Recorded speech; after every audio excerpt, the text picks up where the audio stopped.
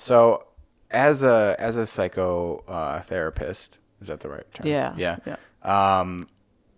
What do you ever go to therapy? Have you ever gone to therapy? Yeah. Have you sat on the other side? Is it weird for you doing that? Like, Well, I haven't gone to therapy in years, but part of what I always talk to new clients about is part of how I practice is fashioned because of my experience being on the other side of Sure.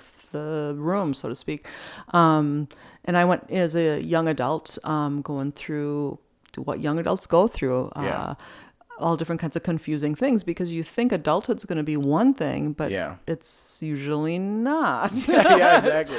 And so you get confused, and whether that's relationships or struggles with career efforts, and Yeah.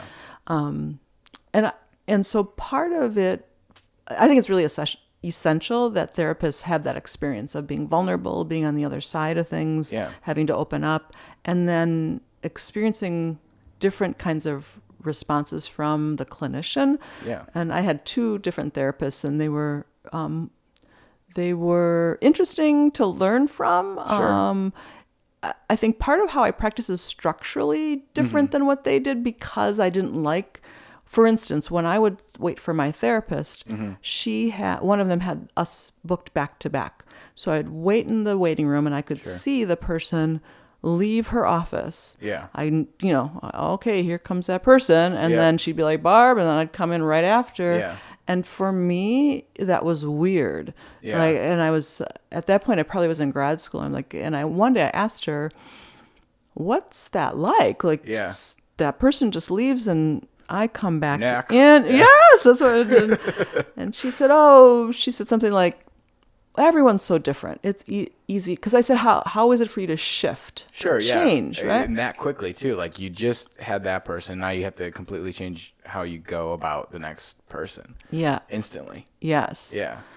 And while I know we're all different, I was talking more about her internal state of, I was just imagining, and it's true for me now, what I practice when I'm in private practice, so I'm my own boss, so I get to have a lot of autonomy, which is wonderful about how I practice.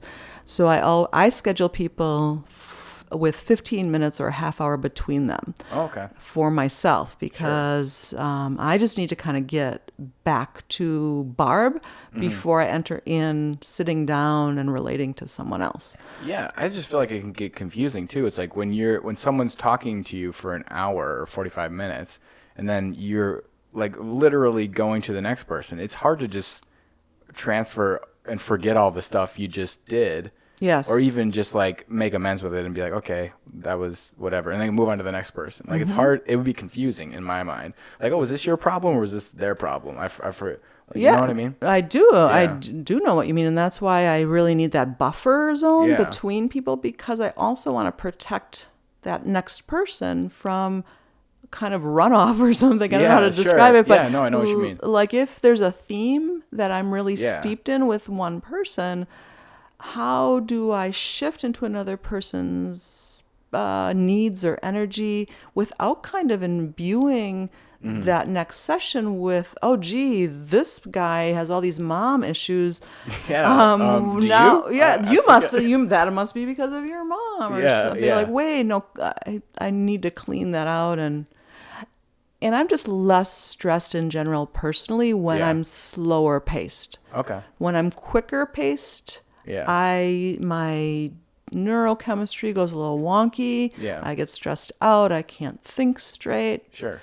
I was always that way. I always kind of failed at those timed multiplication tests or anything timed. I get really worked. My physiology gets worked up and I can't think straight. Yeah. So I have to pace myself.